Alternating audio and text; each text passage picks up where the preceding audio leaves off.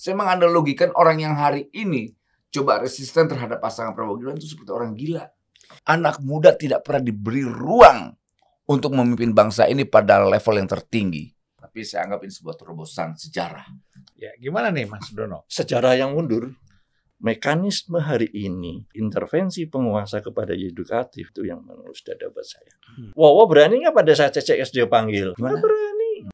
Mana gagasan dari 08? Gemoy boy yang diajukan. Gagasannya bisa tentang persatuan, ini salah satu konkret kok. Ya, artinya kalau memang gitu ya diadu gagasan.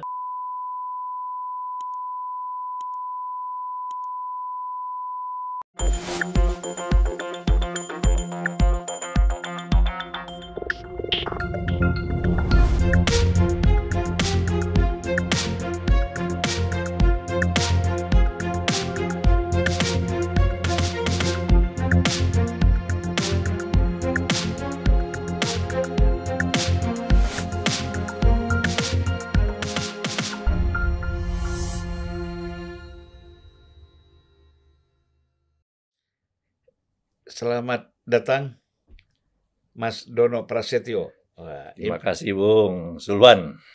Ketua, nah saya nggak hafal nih. Kebetulan sekarang nih kan dulu ketua Seknas Jokowi ya. Sekarang ketua. Sekarang saya punya nih. Ketua Media Center Rumah Bersama Pelayan Rakyat untuk Ganjar Pranowo dan Mahfud MD. Betul. Betul ya? Betul. Yang berkantor di Cokro Aminoto. Ya. Tetanggaan. Dan kantornya itu agak bahaya sedikit. Karena berseberangan dengan kedutaan besar Iran. Oh. Tetanggaan, Mas. Tetangga ya? Cuma beda 4 rumah. Apa? Sama ini? Sama kita, relawan. Prabowo Mania. Oh. Cuma beda 4 rumah. Gitu Jadi beda 4 rumah dengan sahabat saya, Mas Dono. Kemudian 6 rumah dari tempatnya Adian. Jadi sederetan tuh kita tuh. Wah. Gitu. Jangan-jangan pemilik rumahnya sama semua. Kayaknya sih sama ya Mas ya. Yang katanya Bu ini sama ya kan. Satu di sini, satu di Enggak sini, lah. satu dikasih gitu kan. Enggak lah, mana mungkin. Kebetulan aja. Betul. Ini menunjukkan bahwa ada semacam kemajuan demokrasi. Kalau dulu kan orang punya ketakutan terhadap perbedaan. Nah kita ini berdampingan tuh. Gitu. Jangankan berdampingan, setiap harinya WA terus. Ya, karena kan aku nganggap ini kawan Mas Dono ini. Iya dong, Kawan persahabatan lama, masa berjuang. gara-gara Iya. ini. Betul, kita Capres nggak kan bisa. sampai Februari aja. Persahabatan sepanjang masa. Masa-masa. Iya. Iya kan? Yang nggak bisa Politik dibatasi kan wadahnya. Kawan persahabatan seumur. selamanya. Betul. Ya. Jadi aku walaupun sudah terkenal, ya kan, Immanuel Ebenezer relawan Prabowo Mania. Mania. 08. 08 Mania. Hah? Iya dong, Relawan 08. Prabowo Mania 08. Oh gitu ada 08-nya. Iya, 08. Relawan Presiden Mania ke-8. 08. Iya, Prabowo Mania 08. Dulu kan Jokowi Mania. Nah, sekarang Atas kalau Ganjar dulu Pranowo Mania. sekarang Prabowo Mania 08. 08. Kenapa pakai angka 08? Karena kita yakin bahwa Prabowo akan menjadi presiden yang ke-8. oh gitu. Iya. Dan memang dia digelar 08 juga. Nah, iya, selalu identik dengan angka 8 gitu. Makanya mobilnya semuanya angka 8 ya. Iya. Nomor B-nya ya. Semua ada angka 8 ya. B8. Jangan-jangan itu nomor keuntungan buat beliau kan. 8 itu kan katanya angka yang banyak membawa keuntungan ya. Ya itu angka klinikan lah ya kan. Nah. Kita ini orang yang rasional lah. Baik. Saya ucapkan selamat datang sekali Siap. lagi kita di situasi yang semakin memanas ya. Tetapi hati kita tetap dingin kan gitu. Abang yang dingin, kita panas nih bang. Abang mah enak. Atau dibalik. Oh, Hati gitu. boleh panas, kepala tetap dingin. Oh. Itu yang boleh Kita tetap. dingin terus, Bang. Ya gini. Tapi tetap Apalagi bekerja. udah tetangga kan. Di Oh, Cokro. tetangga. Oh kita mah selalu dingin. WA terus. Jangan-jangan ngopi-ngopi bareng sering ya. Enggak sih kalau itu. Ya. Karena enggak ngajak. Kan kita pecah. Dia juga nunggu. Dia nunggu juga kalau kita nggak diajak. Iya, saya nggak diajak. Aja padahal sebelahan aja nggak boleh diajak. Ya. Ya udah nanti aku ke situ, aku yang ngajak lah. Bukan saya takut bang, nanti saya datang ke tempat Mas Dono, narasinya, wah relawan Prabowo nyerangan, takut kita. Sekarang orang pada sensitif semua. Gitu ya. Kemarin aja di Solo aja Rudi Efek rumahnya disamperin polisi aja langsung bikin narasi ada intimidasi.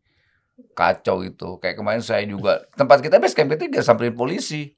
Banyak sekali saya bilang ini kacau polisi-polisi ini. Ya nggak tahu mereka bilang, Bang harus ada pengamanan Bang, kasihan kita nggak mau setiap tempat-tempat spot-spot politik itu harus dijaga lah. Sebenarnya tipis tuh antara pengamanan dengan pengawasan kan tipis gitu. Kondisi baik-baik saja. Kenapa harus ada pengamanan? Orang pada sensi Bang sekarang Bang. Udah ngeri. Abang makanya paling enak lah, posisi abang ini paling enak. Senyum ya. Tapi bukan enak, dia gelisah juga abang kita dengan kondisi sekarang ini. Ya pasti. Betul. Gitu. Kegelisahan itu sekarang muncul gitu karena itu tadi bahwa demokrasi dan konstitusi lagi tidak baik-baik saja. Jadi banyak sekali aktivis-aktivis yang turun gunung untuk menyuarakan kegelisahannya itu. Ya, jadi kan kalau kita mengamati ya situasi politik sekarang, ini terus terang saja mungkin kita punya pandangan yang sama. Ya, pertama kalau kita lihat dari sudut demokrasi, kan gitu. Pasti kita tidak bisa mengatakan bahwa ini tidak terjadi sesuatu dalam kondisi demokrasi di negeri kita, ya pasca keputusan MK ini. Tapi kan sebelumnya juga sudah hangat itu ya, bahwa kekhawatiran kan, serangan-serangan kepada MK, bahkan kepada Pak Jokowi, bahkan kepada putra-putrinya juga, keluarga, yang diharapkan jangan melakukan hal-hal yang berkaitan dengan dinasti politik kan gitu. Perdebatan-perdebatan itu kan sudah ramai di media sosial sebenarnya. Sebelum diputuskan MK. Tetapi toh pada akhirnya kita melihat MK memutuskan juga kan sesuai apa yang dikhawatirkan oleh sebagian masyarakat itu menjadi keputusan. Lah sekarang itu sudah menjadi keputusan, kemudian orang pasti masih bertanya, ini hakim MK-nya diberhentikan sebagai ketua, ya jabatannya jabatan ketuanya dicopot, bukan anggotanya, kemudian keputusannya tetap berjalan, tetap berlaku karena dengan alasan final and binding tadi. Oleh karena itu orang juga merasa belum puas nih. Kita nggak tahu apa yang terjadi ke depan kan. Nah, itu pasti yang paling tahu itu Mas Dono sama yang nggak paling tahu lah. Nah, gimana kita melihat situasi ini, Mas Dono? Oke, begini. Sebenarnya kita ini kan sebenarnya harus kembali kepada sebelum putusan MK itu sendiri gitu loh, Bang. Di balik ini semua kan ada satu hidden agenda yang menurut saya luar biasa, yang tidak berjalan hanya pada saat putusan MK. Orang sudah bercerita semua, 3 periode perpanjangan dan akhirnya keputusan MK anaknya masuk menjadi wakil presiden. Ini yang menurut saya sebagai orang yang ikut bersama-sama berjuang ya, pada waktu itu tahun 2014 saya mengantar Bapak Presiden Jokowi ke Mahkamah Konstitusi, ke KPU dari Teguh Umar, itu merasa sedih karena bersama-sama dengan Pak Jokowi, dengan Wakil Presidennya Yusuf Kala dan juga Andi Wijayanto bersama. Dan sebelumnya kita setiap Sabtu, setiap hari Minggu kita Car Free Day untuk memberikan suara-suaranya dengan seperti di Amerika kita berkampanye karena waktu itu dia masih seorang gubernur, bahwa inilah tokoh yang nantinya bisa membawa nahkoda kapal besar bernama Indonesia untuk memimpin negeri ini menjadi lebih baik. Awalnya sudah berkembang dengan baik, tapi pada ujungnya di akhir-akhir seperti ini, saya merasa bukan seperti Jokowi yang dulu gitu loh. Nah, kondisi seperti sekarang ini kenapa menjadi putusan MK menyakitkan banyak pihak, karena memang proses itu sendiri menurut saya akan bergelindan terus. Karena apa? Keputusan pelanggaran etik, saya dulu pernah yang namanya komisioner Komisi Informasi Publik. di mana saya juga menyidangkan adjudikasi dan mediasi. Dalam etiknya di situ dinyatakan bahwa kalau ada yang berkepentingan di sana, orang itu harus mundur. Tidak mengikuti yang namanya persidangan. Dan itu adalah komisi informasi, di mana tidak melakukan perubahan-perubahan konstitusi.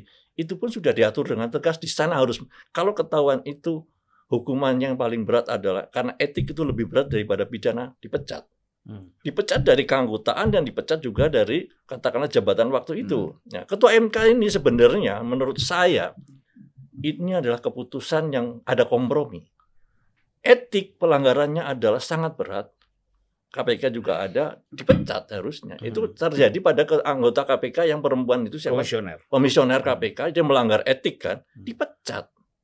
Ini karena hadir di rumah seseorang yang bukan itu, yang dulu, yang perempuan yang ikut ke nonton GP1. Oh, Mandalika ya. Mandalika. Itu kan sampai dipecat akhirnya. Walaupun sebenarnya putusnya dipecat. Nah, dia mengundurkan diri. Itu pun sebenarnya begitu. Etik yang dia katakan jiwa besarnya karena sudah melanggar etik, kalaupun tidak dipecat dia mundur. Itu yang terjadi, Mas. Dan itu saya rasa. Tapi kan begini, Mas Dono. Kalau kita lihat prosesnya ya. Ketua MK ini kan sudah menyatakan kepada hakim-hakim MK yang lain bahwa dia tidak ikut sidang ini pada paket pertama ketika membahas persoalan usia ini. Kan gitu. Makanya waktu diputuskan usia 40, dia kan tidak hadir. Kemudian mendadak dia hadir pada sidang berikutnya ketika memutuskan bahwa setiap yang sudah kepala daerah, penjabat kepala daerah dipilih melalui pemilihan umum ya, dia dinyatakan sah untuk menjadi capres dan cawapres. Penambahan frasa ya, frasa itu. Ya kan ini kan yang jadi problem hari ini. Jadi problem hari ini. Tapi kan tetap yang dipersidangkan ada nama Gibran di situ. Yang notabene dia menjadi tanda petik ponakan. Maksudnya ini judicial review-nya ya, pengajuannya. Ya, ada nama di situ, gugatannya. Seperti itu. Ya. Ya itu yang justru itu yang menjadi persoalan kan? Ya.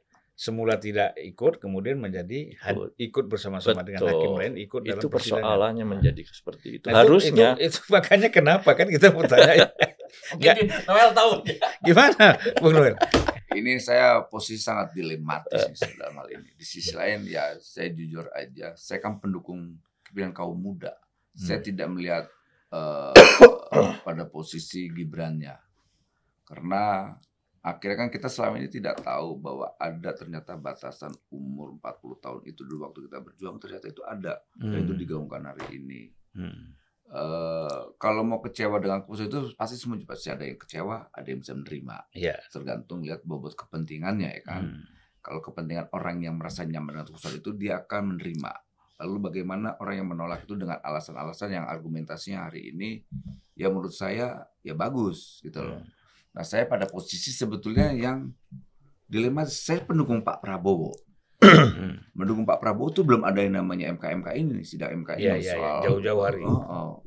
Kemudian ada hal ini, tapi kan saya tidak bisa mundur dari perjuangan yang sudah saya saya taruh ini, nggak mungkin saya mundur. Kemudian ada kasus soal MK ini, ya ini sudah sama kegelisahannya.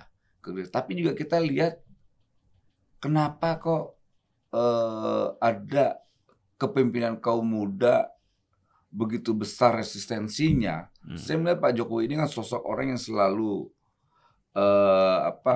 coba melakukan sesuatu yang beda terus, kejutan-kejutan.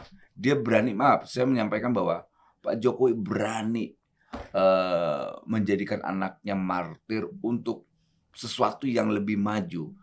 Saya melihat Gibran ini adalah harapan, walaupun memang ada masalah. Nah, sekarang kita melihat apakah harapan ini tetap kita jaga atau tidak, atau kita masih bicara tentang masalah. Kalau kita bicara tentang masalah, nggak selesai Republik ini. Akhirnya energi Republik ini hanya sibuk melihat persoalan terus. Ya sudah, ini harapan ini kita jaga terus, gitu loh. Harapan ini kita jaga. Saya tidak mau melihat Gibran-nya, saya melihat sosok kepemimpinan kaum muda. Toh dia kan bukan presiden, dia wapres, gitu loh. Tapi Nah, kan itu tapi ada keraguan juga kan. Ini kan seperti kata Yusuf Kala. Ini kan presidennya sudah usia agak lanjut gitu loh. Kalau terjadi apa-apa kan jadi presiden juga. Nah, gini. Nah, ya itu kekhawatiran itu semua juga punya kekhawatiran. Tapi yang paling penting gini, hak eksekutif dan perintah eksekutif kan tetap ada di presiden. Iya. Itu nggak mungkin. Nah, Pak Prabowo itu tahu persis lah apa yang harus ditugas-tugaskan dan apa yang harus dilakukan. Memang umur itu tidak bisa dibohongin gitu. Tapi ini kan menarik. Pertama saya anggap pasangan Prabowo Gibran ini selain pasangan rekonsiliasi, pasangan juga generasi. Generasi Pak Prabowo dengan generasi yang anak muda. Ini kan luar biasa. Tinggal harapan ekspektasi kita ini sebagai saya misalnya pendukung kepemimpinan kaum muda dan juga pendukung Pak Prabowo yang selalu menyampaikan bahwa saya akan membuka jembatan emas buat kepemimpinan kaum muda. Dan saya suka itu. Kemudian dia berani mengimplementasikan, tidak melakukan penolakan terhadap hadirnya Mas Gibran dipasangkan oleh beliau. Dan itu menjadi poin positif buat saya. Ditambah lagi kita lihat ada beberapa koalisi partai yang semua itu partai cuman luar biasa, partai-partai luar biasa, misalnya kayak Partai Golkar, partai yang udah puluhan tahun bisa menerima realita politik ini kan nggak mudah, Bang. Nah, dasar itulah sampai sekarang saya coba berpikir positif dan teguh pada pilihan-pilihan yang sudah saya pilih kemarin, misalnya kayak memilih Pak Prabowo. Saya ini pendukung Pak Prabowo, tapi saya juga mendukung kepemimpinan kaum muda. Entah itu fisiknya Mas Gibran, entah fisiknya nanti anaknya Bang Zul atau siapa, atau Mas Dono, terserah. Karena sebelum ada keputusan itu belum ada yang namanya pendaftaran KPU. Artinya apa? Mas Ganjar juga bisa memilih Kaisang. Mas Anies juga bisa memilih yang namanya Gibran. Bobi. Nggak susah kan? Kan tidak ada yang dilanggar. Kesempatan itu kan sama. Gitu loh. Makanya saya bilang kenapa harus resistensi? Ngapain kalau gitu, kalau kalian merasa tidak nyaman dengan Gibran, pilih aja yang di bawahnya Gibran sekalian. Umur 26 tahun siapa kek? Atau umur berapa tahun siapa kek? Kan nggak susah. Nah, memang ada problem yang tadi kita sampaikan, kita diskusikan. Ada penambahan frasa itu soal dia pernah menjabat dan bla bla bla lah. Tapi saya tetap menganggap bahwa apa yang dilakukan Jokowi hari ini dengan menjadikan anaknya sebagai wapresnya Pak Prabowo itu adalah terobosan sejarah. Lepas dari cara berpikir kita subjektif atau objektif, atau dari kita menerima atau tidak menerima, tapi saya anggap ini sebuah terobosan sejarah. Ya, gimana nih Mas Dono? Sejarah yang mundur. Kenapa? Seorang Gibran, kita tahu pada waktu itu kalau dia sudah kadang dalam konstitusinya MK dia sudah melanggar, bapaknya sebagai melanggar etik. Dia sebagai anggota pada saat sebelum dia dipilih menjadi calon menteri, ada anggota Partai Demokrasi Indo Perjuangan. Artinya apa? Tegak lurus, komando kepada Partai Demokrasi Indonesia Perjuangan. Satu. Kedua, saya masih 2 tahun. Saya tidak akan ikut-ikutan menjadi seorang calon presiden. Ucapan seorang pemimpin yang harus kita pegang. Yang ketiga adalah bukan mudahnya, Bung, tapi proses gilerisasi.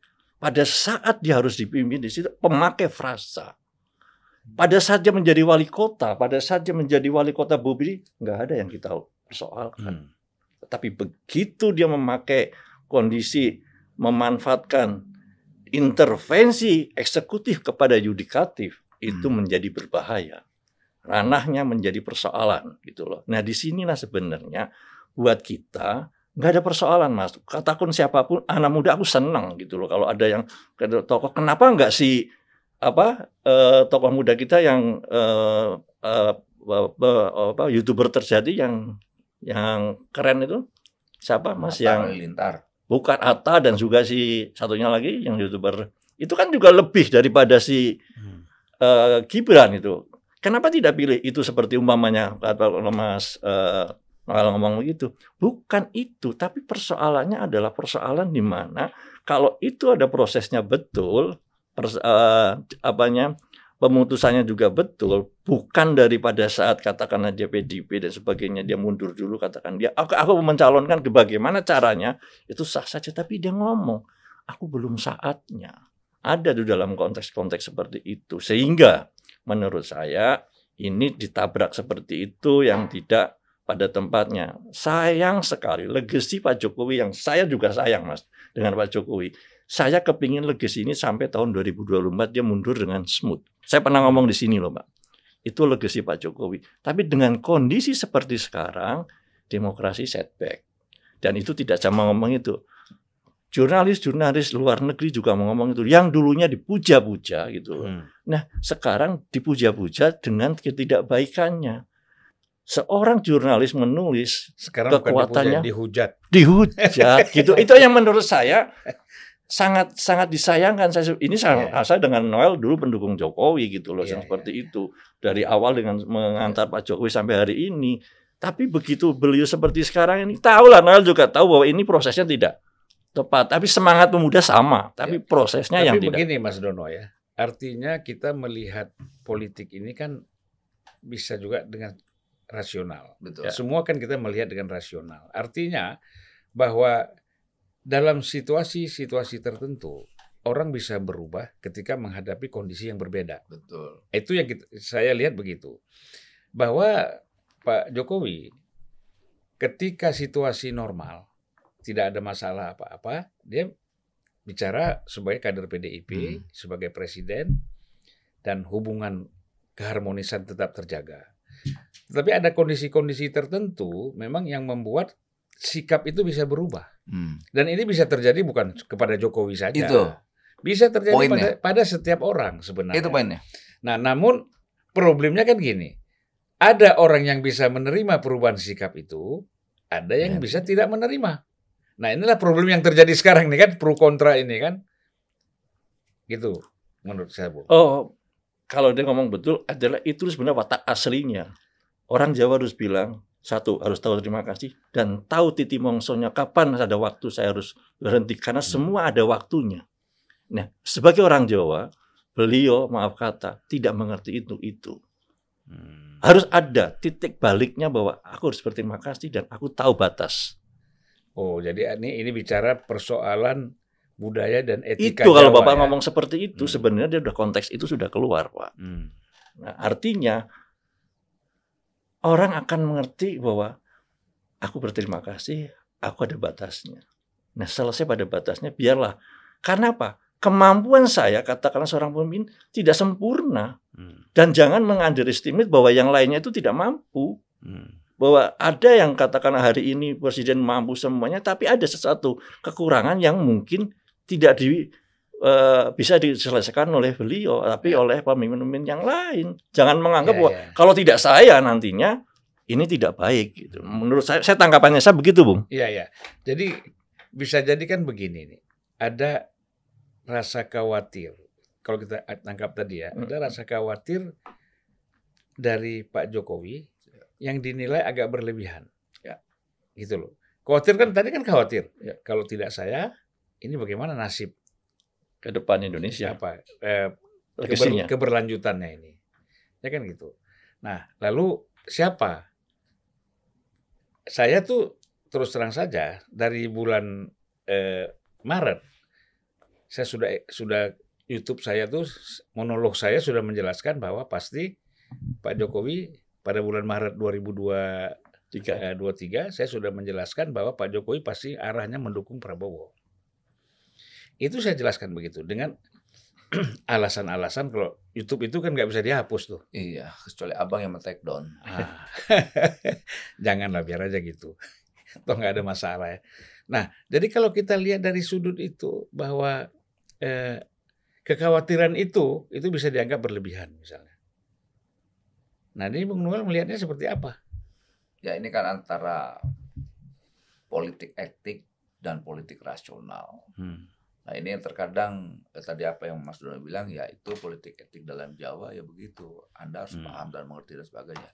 Tapi ada politik yang rasional yang menjadi dasar pertimbangan Pak Jokowi soal Indonesia perahu besar ini, rumah besar Indonesia ini jangan sampai dikendalikan pada orang yang tidak tepat. Saya yakin sekali apa yang disampaikan Pak Jokowi itu itu pernyataan yang paling rasional. Dia punya pertimbangan-pertimbangan tertentu. Jangan sisa 11 tahun ini kita menghadapi Indonesia yang lebih bagus, bonus demografi dan sebagainya. Kemudian 2045 kita mau jadi bangsa unggul. Tapi seandainya nakoda, yang mimpin nakoda ini tidak baik, lantas tidak bisa diandalkan dan lemah, inilah menjadi problem. Gitu ya, akan menjadi mundur. Ingat, perubahan selalu memakan yang namanya korban. Dan kita jangan alergi terhadap perubahan itu. Saya khawatir cara berpikir orang yang hari ini resisten terhadap Mas Gibran, cara berpikirnya terlalu mundur. Gitu. Karena kenapa? Ya, dia susah sekali menerima sesuatu yang baru. Kayak tadi Mas Donald sampaikan, banyak anak muda YouTuber. Nah, persoalan mereka punya keberanian nggak? Gitu loh. Banyak faktor ya. Bukan banyak faktor kayak tadi Bang Zul. Bukan soal keberanian saja. Pertama kan punya power nggak? Privilege. Nah, privilege itu ya, dilakukan kan? pertama gini. Makanya tadi saya bilang ini sebuah terobosan. Dia berani itu mengorbankan anaknya untuk sebuah apa? Terobosan perubahan. Ini nggak mudah menurut saya ini. Ini saya yakin ada pergumulan politik dalam kebatinan Pak Jokowi. Saya yakin sekali. Atau bisa kita tarik yang kita persempit ini masalah. Kalau saya lihat ya, kalau tadi kan bicara etika, ya kan? Bicara etika dan budaya. Iya. Ini kan mungkin kita analisa kita terlalu jauh juga, Mas. Sebenarnya persoalan ini bisa ditarik menjadi persoalan yang sederhana, kemudian efeknya yang tidak sederhana. Misalnya begini, sebagai seorang presiden, ya kan, dan bagaimana orang waktu itu mengecam yang namanya orang-orang yang membuat video yang seolah-olah Pak Jokowi dilecehkan ketika Pak Jokowi berhadapan dengan Ibu Mega dalam suatu kursi, dikondisikan seperti anak SMA menghadapi kepala sekolah kan gitu. Yang oleh Mbak Puan itu saya nggak tahu, saya kira nggak sengaja ya, tiba-tiba itu viral kan gitu. Orang kan mengecam video itu, dan orang di belakang Pak Jokowi semua, kan itu. Ya, kemudian berkali-kali Pak Jokowi disebut sebagai petugas partai. Ini kan bicara perasaan nih, ya kan? Kemudian hal lain lagi misalnya banyak ucapan-ucapan si ibu misalnya, ya kasihan ya Jokowi, krempeng. Kalau nggak ada PDIP nggak jadi presiden misalnya. Itu yang terakhir kita lihat ketika menetapkan Ganjar sebagai presiden juga nampaknya nggak diajak bicara, tiba-tiba ditelepon aja langsung suruh datang ke istana ke Batu Tulis. Banyak faktor, Bang. Banyak faktor. Jadi maksud saya begini, analisis kita itu ada benarnya. Betul. Tetapi sebenarnya kan gini, manifest yang latennya, ya, function latennya ini kita simpan. Betul. Sebenarnya yang laten tuh ini, yang tersembunyi itu ini. Tapi kan yang manifest kita bicara macam-macam, gitu Mas. Nah, ini ini kan persoalannya nggak clear gitu loh. Saya melihat ini, nah inilah kemudian bukan hanya menyangkut Pak Jokowi, juga menyangkut putra juga ada putri ya Pak Jokowi. Ada satu kan yang kawin sama Bobi kan, putra putri, saya pikir putra semua. Putrinya Bobi itu menantu ya. Menantu. Nah, jadi kemudian istri dan keluarga. Nah, ini kan menyangkut semua ini. Nah, karena sikap yang dirasakan ini begitu dalam, mengganggu perasaan dan batin, nah, akhirnya keluarnya seperti ini. Itu Mas. Jadi sebenarnya tidak sederhana juga ya. Ya, banyak faktor lah sebetulnya kan. Sebetulnya kalau kita mau runut lagi peristiwa sebelum terjadinya kejadian-kejadian ini kan banyak opsi-opsi politik saat itu terkait soal pasangan 2024 nanti. Waktu itu kan ada opsi Prabowo Ganjar yang selalu ditolak sampai ya saya nggak tahu entah salah atau benar, namanya analisa kan, bisa salah bisa benar. Jokowi berkali-kali memberi kode-kode politik agar ini bisa satu paket. Tapi kan ada semacam penolakan dari PDIP Yang kemudian saya nggak tahu dasar penolakan, tapi saya yakin sekali dasar penolakan itu karena ada faktor yang menganggap bahwa elektabilitas Mas Ganjar saat itu tinggi. Akhirnya ada semacam rasa kepedean. Nah, Pak Jokowi kan berharap sudahlah. Pak Jokowi ini melihat bahwa PDIP, Bu Mega itu punya hutang sejarah terhadap Pak Prabowo. Ayo bayar dong, gitu. Hutang sejarah yang mana? Batu tulis. Dari batu tulis juga dari sejarah itu. Dan lahir juga dari batu tulis juga. Dan Jokowi menjawab dari batu tulis juga. Saya akan menyelesaikan hutang sejarah Bu Mega. Harusnya ambil positifnya dong. Gitu. Jadi enak kita. Dan Pak Jokowi masang badan buat Bu Mega hari ini.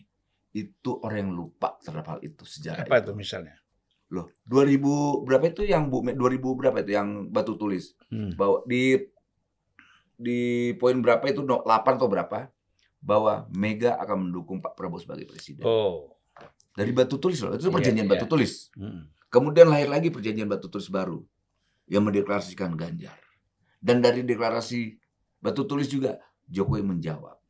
Makanya jangan baperan dong. Jangan membuat sandiwara dong. Jangan drakor dong. Kan ini rentetan peristiwa, Pak. Jadi jangan kita jadi anti sejarah, historis gitu. Ini tidak baik. Jadi kalau melihat sesuatu tuh ya utuh, jangan parsial. Jadi runtutan peristiwanya ada. Yang tadi kayak Bang Zul ceritakan, ada peristiwa ya seakan-akan Pak Jokowi direndahkan dengan pernyataan-pernyataan. Kamu kan petugas partai. Kalau tidak saya, lu nggak ada. Itu dipublish, itu kan tidak. Kalau mau bicara tentang politik etik atau etis, ya itu kan tidak pantas gitu loh. Apalagi kita lihat bahwa PDIP kan partai besar. Dia akan menyampaikan hal yang besar. Kemudian ini partai ideologis, bicara hal-hal yang ideologis gitu loh. Makanya saya lihat ini tidak bagus buat bangsa ini ke depan. Ya akhirnya ya terjadi seperti ini. Jangan marah dong.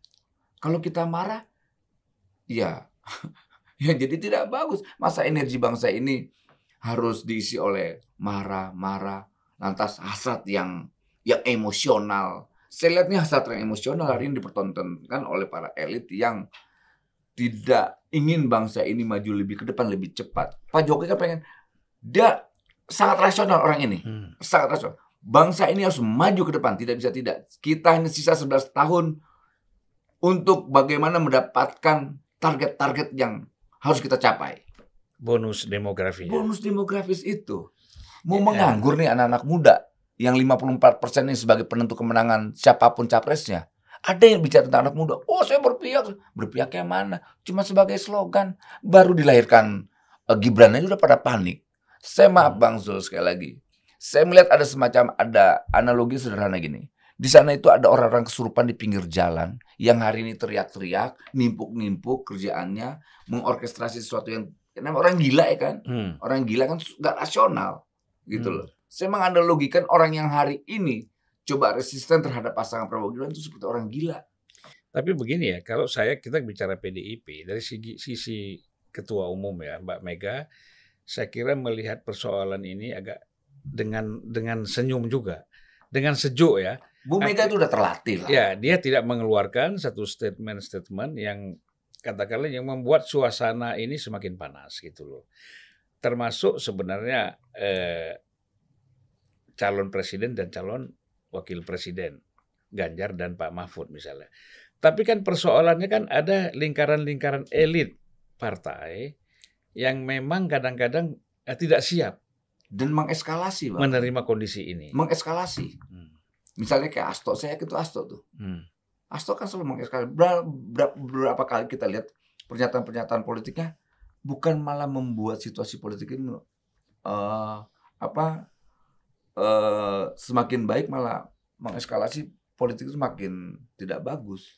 Ya tapi kan Mas Rono ya, gimana Mas Rono? Ya, kalau kita ngomongin soal nahkoda ataupun kapal besar itu Pak Jokowi ke sana, tahun 2014 kalau nahkoda kapal besar Republik Indonesia itu yang bisa memimpin adalah Prabowo, 2014 saya pilih.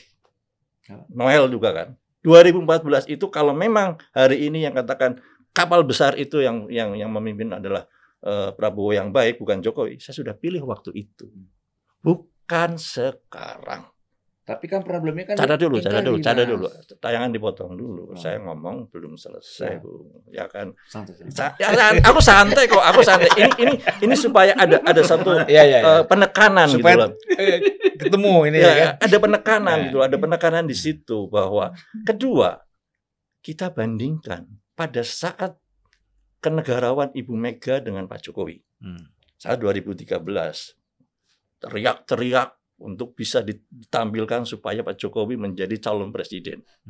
Padahal saat itu Ibu Megawati bisa menunjukkan dirinya untuk jadi calon presiden.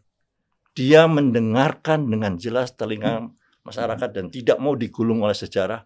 Pak Jokowi maju dicalonkan oleh Ibu Mega sebagai calon presiden. Ibu Megawati kalah. 2024 ini dengan kapasitasnya PDIP bisa mengusung sendiri, harusnya dia bisa mengusung Ibu Puan untuk menjadi calon presiden. Dia tidak. Dia keluar dari gelanggang, mendengarkan aspirasi masyarakat, majulah dia sebagai Pak Ganjar sebagai calon presiden. Pak Jokowi, anaknya dalam satu putaran cawapres aja dalam elektabilitas nggak ada. Suaranya nggak ada. Karena dia punya kekuasaan, punya power, masuk. Masyarakat akan bisa menilai siapakah sebenarnya negarawan. Kenapa Golkar, PAN, dan sebagainya aja terikat, Pak. Bukan karena lego. Seorang Golkar dengan munasnya, saya tahu sendiri dari Nusron, harusnya ketum ini menjadi capres ataupun cawapres. Itu mandat amanatnya. Ya, betul. Tapi dalam kondisi sekarang ini, Bapak tahu lah, Bung juga tahu lah, ikatan apa kenapa dia ada di sana padahal tadinya juga udah mau ke PDIP. Jadi Bung, seperti itu. Kita di bawah nggak ada persoalan, siapapun yang jadi presiden. Tapi yang jelas kaum nasionalis hari ini terpecah. Itu yang saya sangat sedih. Takutnya adalah paham-paham ideologi yang lainnya bukan nasional akan yang masuk. Mereka sekarang teriak, tepuk tangan. Di belakang itu dia tinggal menunggu waktu nih. Biasanya orang-orang 212 itu sudah masuk Pak, demo-demo Pak hari. Hari ini enggak. Kemana? Karena kita sedang dipecah. Nah sayang sekali aktor ya, drakornya itu ada di kubunya beliau. Sayang menurut saya gitu. Seperti itu yang saya menganggap bahwa hari ini kenapa kita menjadi sedih. Sebenarnya nggak siapapun kalau Prabowo menang secara jenderal saya akui nggak ada persoalan gitu loh. Tapi mekanisme hari ini, intervensi penguasa kepada yudikatif, itu yang menurut dada buat saya. Itu. Ya gini, tadi kan Mas Dono cerita soal sejarah 2013, bagaimana beliau coba memberi semacam masukan dengan cara-cara beliau lah ya. Ya sekarang Mas Dono udah punya kesalahan besar juga, punya kontribusi sejarah yang besar dalam proses sejarah ini. Ya beliau harus bertanggung jawab tuh. Gitu. Saya sudah Bung. Bertanggung jawab. Gitu. Ya dong. Tadi kan dia bilang saya ini ngedukung Pak Jokowi 2013. Nah sekarang tanggung tuh. Gitu. Harus bertanggung jawab tuh. Kalau saya sih fokus saya yang penting bangsa ini berjalan dengan tracknya. Kalau Mas Dono ini kan ya Mas Dono tahu lah. Ya kan nggak mungkin kita sebagai aktivis pada tahu latar belakang masing-masing. Kalau saya ini udah pernah dikomuniskin di era Orde Baru, dianiaya. Di era Jokowi saya ditarosin tuh. Bang Zul tahu ya kan. Cuman satu harapan saya. Sama anak bangsa ini jangan main fitnah. Karena soal pandangan politik. Jujur. Kalau tadi yang disampaikan kelompok-kelompok 212. Ingat. Kelompok nasionalis yang radikal itu lebih bahaya. Sama bahayanya dengan kelompok fundamentalis agama. Ingat Mas. Maksud saya adil kita dalam berpikir itu lebih baik. Daripada kita coba membangun stigma-stigma baru lagi yang akhirnya apa? Kita tidak pernah bisa menatap masa depan kita ke depan karena kita hanya sibuk pada persoalan-persoalan kecil itu. Selain pada kepolisian, penegak hukum, tapi apa? Fokus kita sebagai anak bangsa, kader bangsa tetap pada kerangka ideologi yang sudah kita sepakati ya Pak, Pancasila. Ayo bicara tentang persatuan, kesejahteraan, keadilan, itu yang lebih penting daripada kita beda pandangan, hukum mati, beda pandangan, tangkap. Sekarang belum dia apa-apain, sudah membawa orkestrasi, kami diintimidasi. Itu tidak adil juga. cengeng saya anggap. Ini partai-partai besar, partai sudah terlatih. Tapi kenapa perilakunya seakan-akan tidak menunjukkan dia sebagai partai besar? Gini Mas, kita coba bicara tentang hal yang substansi. Bung Karno itu sering menyampaikan, jas merah, jangan lupakan sejarah. Bahkan disampaikan dalam pidatonya apa? Siapkan aku 10 anak muda, akan aku guncang dunia ini. Satu anak muda yang sudah lahir hari ini adalah Mas Gibran. Kita secara politik susah menolak realita itu karena ada sebuah keputusan, gitu loh. Lepas suka atau tidak suka, ya kan? Tapi itu sebuah keputusan. Boleh kita marah. Marah itu tidak salah. Mengkritik itu juga tidak Saya salah. tidak marah, Yang saya khawatirkan, gelisah, jangan, nggak Gelisah apa-apa. loh. Resah dan gelisah. Betul. Resah dan Betul. marah tidak lo ya? Benar, oke. Anggapnya Kalau gelisah. marah kayak ke MK tak bakar itu loh. Ya. Oke, anggapnya gelisah. Itu juga bagian dari sikap kritis yang timbul dari Mas Dono. Karena beliau kan aktivis. Dia marah dengan realita. Oke, aku anggap bilangnya marah lah Mas ya. Biar nggak maksud dalam pengertian yang salah gitu. Kok orang yang saya dukung, orang yang saya harapkan supaya legasinya nanti ketika beliau sudah tidak memimpin mewariskan sesuatu yang baik. Ya susah juga. Ini kan ada tuntutan sejarah yang nggak bisa kita pungkiri. Puluhan tahun loh, anak muda tidak pernah diberi ruang untuk memimpin bangsa ini pada level yang tertinggi. Yaitu apa? Menjadi presiden dan wakil presiden. Yang adanya slogan. Bahkan selama ini, maaf Bang Zul, saya tidak tahu ternyata ada batasan 40 tahun tuh. Setahu saya pikir karena anggota DPR RI bisa umur 20 sekian. Bahkan pada level yang lain juga boleh. Ternyata ada. Gitu loh. Dan ini kan kejahatan politik. Kejahatan politik yang dilakukan oleh apa? Para politisi korup. Polisi tua yang korup. Kita harus marah atas soal itu, Bang Mas Dono dan Bang Zul. Jadi saya tidak bermaksud untuk apa? Saya kira begini ya. Orang kan persoalan Gibran ini kita lihat secara bertahap bisa menerima secara rasional. Ya. Anak muda kan gitu. Betul. Tapi yang dipersoalkan kan prosesnya. Gitu loh, proses. Nah, proses inilah sekarang sehingga lahirlah pikiran-pikiran sampai kepada yang akademik sampai yang non akademik misalnya. Betul. Yang akademik apa? Misalnya pendekatan ada satu orang tuh menulis di Tempo misalnya, ini adalah pendekatan yang dilakukan upaya intervensi terhadap MK misalnya, ini dianggap sebagai model Machiavelli Jawa misalnya. Kan itu kan ya. ini kan muncul. Ini kalau udah ngomong teori Machiavelli ini Orang Jawa ya. Nah, versi Jawa. Ya kan? Padahal kan sebenarnya kita nggak tahu relevan atau tidak ya. Ya. Tetapi kan yang namanya orang mempunyai ide, gagasan, melihat situasi ini kan mencari suatu hal yang memang apa yang paling tepat digunakan, sehingga kalau orang kan bicara Machiavelli biasa, Machiavellis. Tetapi kalau ini Machiavellis Jawa, apalagi ini kan barang baru lagi kan gitu. Sehingga istilah baru nih. Istilah baru. Nah, tapi sudah di launching di media, kemudian sudah juga menjadi beberapa pihak kalangan udah menjadi pembahasan yang juga cukup menarik. Tapi itu kan harus dibuktikan. Kembali lagi kan itu kan ada tesis namanya kan. Nah, dibuktikannya dengan antitesis benar atau tidak pikiran-pikiran seperti itu. Nah, jadi persoalan anak muda ini sebenarnya ini kan udah selesai. Siapapun kita lah. Ya, ada di mana kemarin itu? Ekuador 35 tahun. 35 tahun. Bapaknya pedagang pisang gitu kan. Nah, ini juga pedagang pisang nih. Ini pedagang pisang. Anaknya. Ya bapaknya kan pedagang mebel dulu. Iya, pedagang mebel. Ya kan? Betul. Betul. Hanya berhasil 2 kali menjadi presiden di sana, berkali-kali ikut capres nggak pernah menang. Gagal anaknya. Nah, iya kan? Gagal. Anaknya yang berhasil.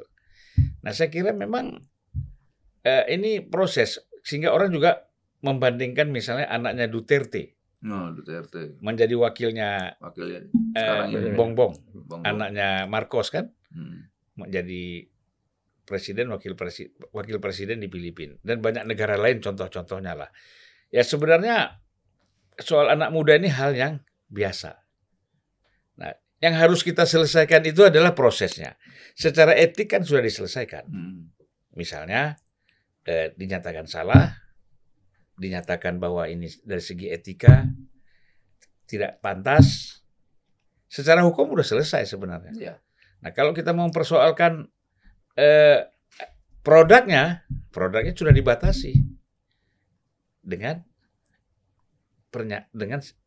keputusan ini dianggap legal dan binding. Jadi itu sudah maksudnya sudah final ya.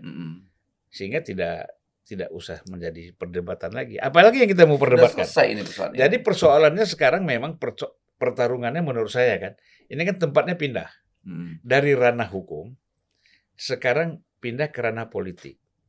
Sebelum masuk ke ranah politik kan ranah perdebatan dulu di mana-mana nih. Termasuk kita di sini kan mendiskusikan itu kan.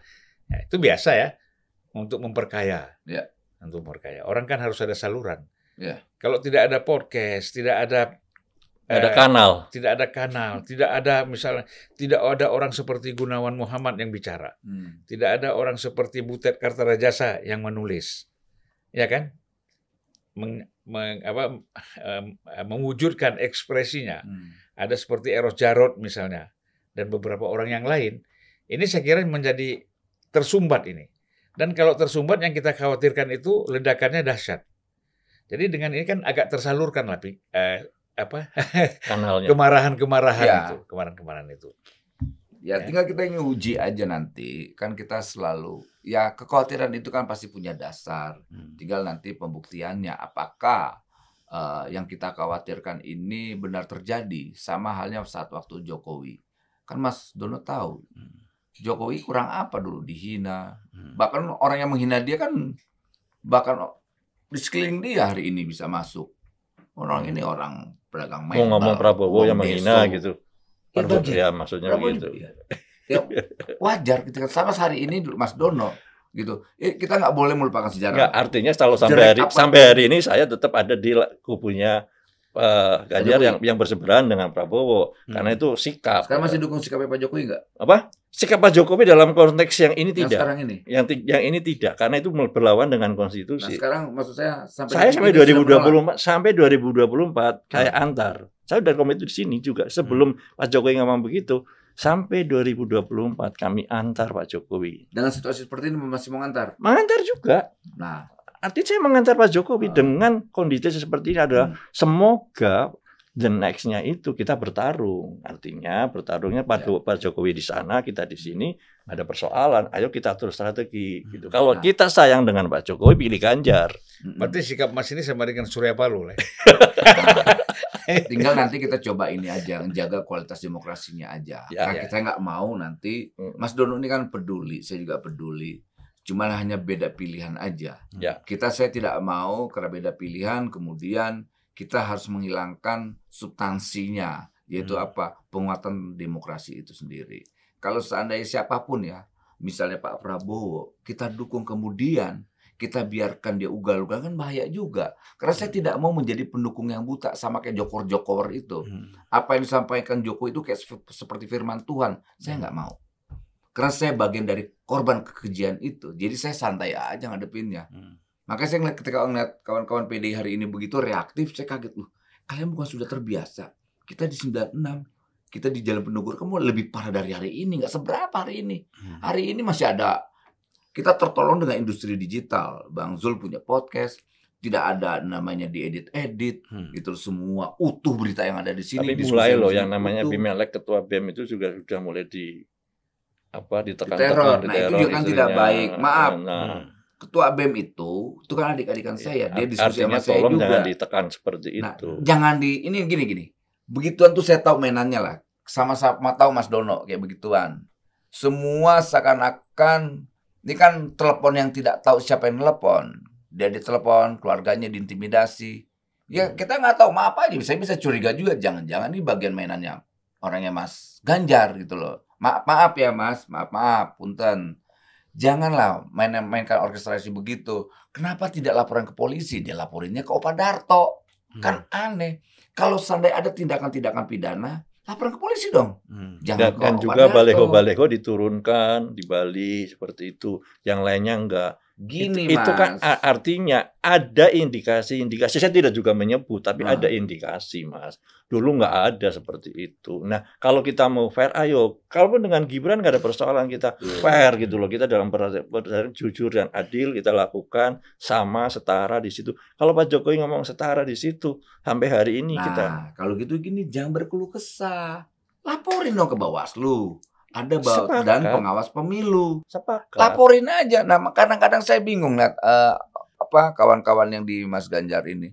Selalu aja kemari-kemari udah tidak ada gagasannya, berkeluh kesah, mengorkestrasi ada kejadian, ada intimidasi, teror, dan intervensi. Kalau ngomong Nggak ketemu gagasannya mana? Orang udah gini, partai ideologis, partai yang besar, dia akan fokus pada apa? Rencana-rencana besar. Ya, Itu sudah bodoh amat lah. Kalau saya jadi, maaf ya, kalau saya jadi kader PDIP, saya sebagai pendukung Ganjar, saya fokus tuh terhadap apa cita-cita yang saya perjuangkan. Udah sih bodoh amat orang mau ngapain kayak.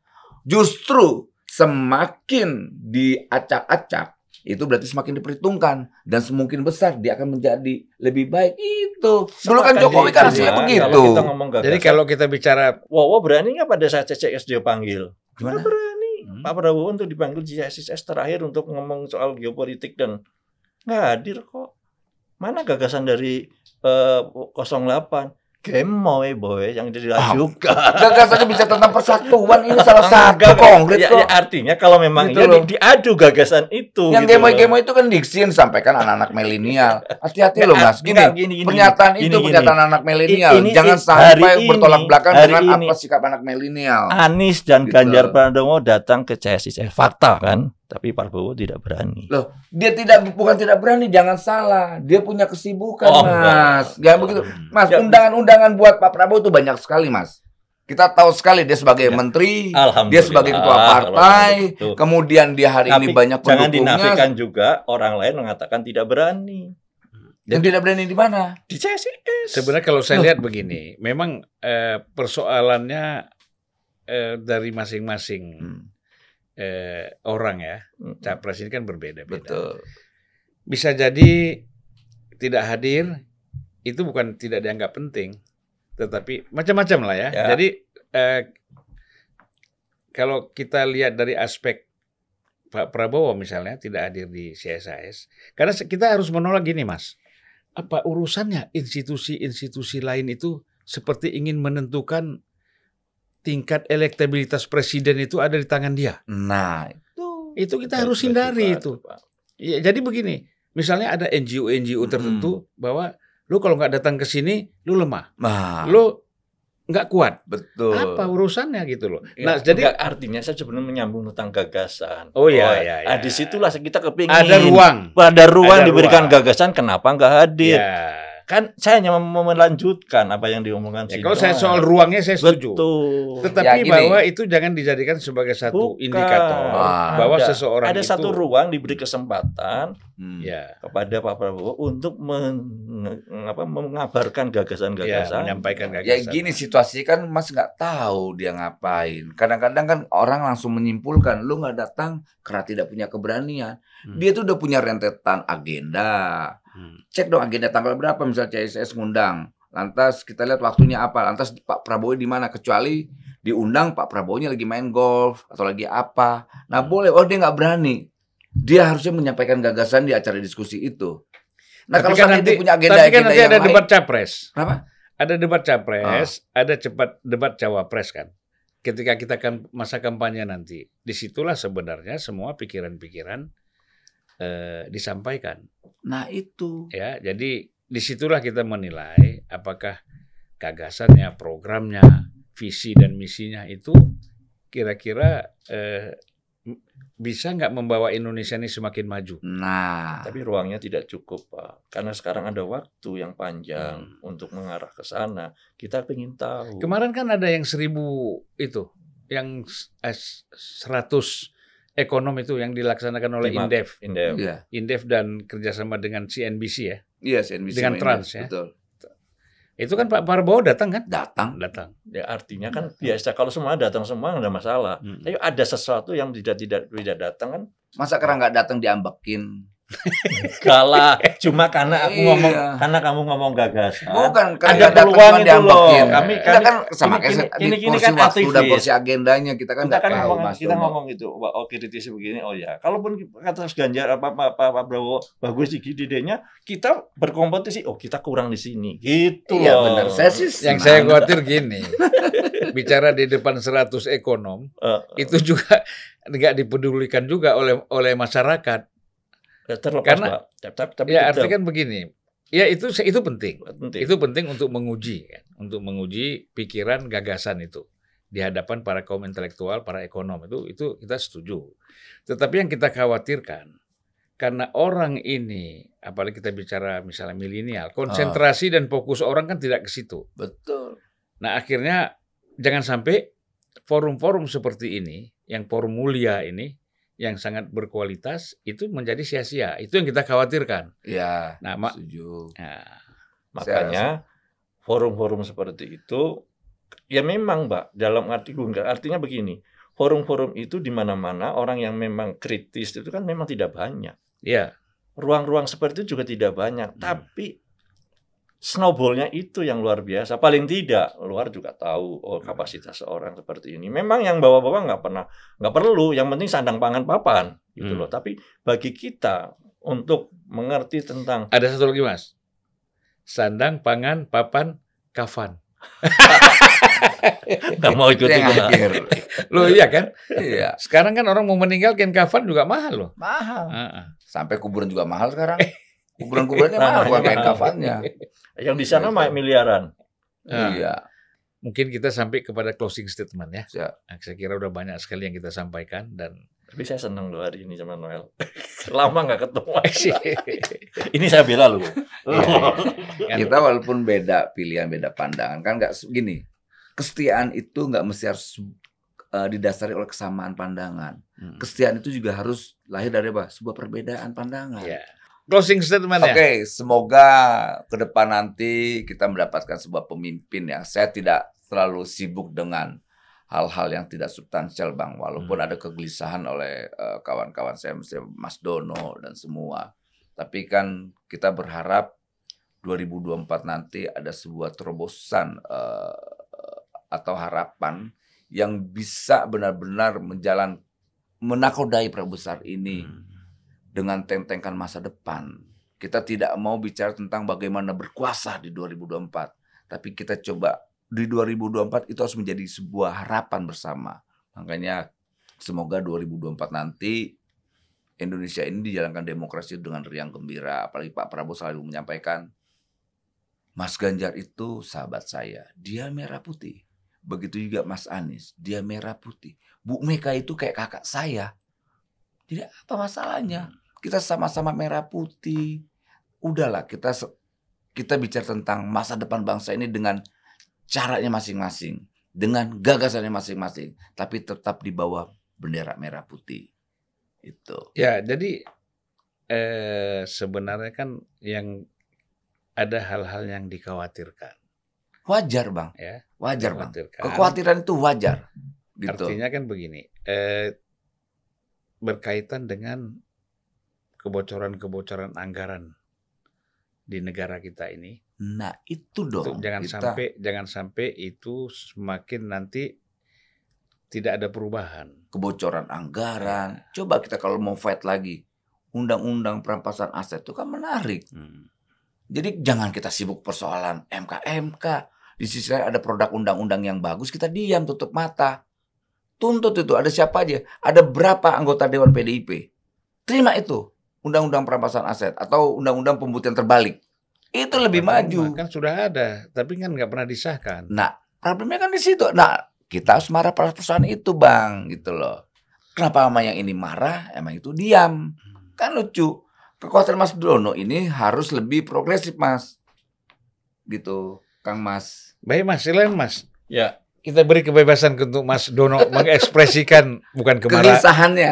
Kegelisahannya bukan kemarahan. Nggak marah, dia nggak mau bilang marah. Gelisah. Gelisah. gini loh, pemilu mestinya harus kita junjung bahwa itu permainan yang fair karena ada banyak wasit-wasit yang netral di situ. Iya. Nah, saya kepingin pemilu itu juga menjadi jurdil demokratis untuk mengantar Pak Jokowi sampai ke 2024 dengan baik. Jadi saya kepingin demokrasi ini jangan sampai aparatur baik itu militer, polisi maupun ASN bercampur tangan ada di sana. Biarkan ini bergerak dengan jalannya masing-masing, sudah ada wasitnya, sudah kita percayakan ke sana.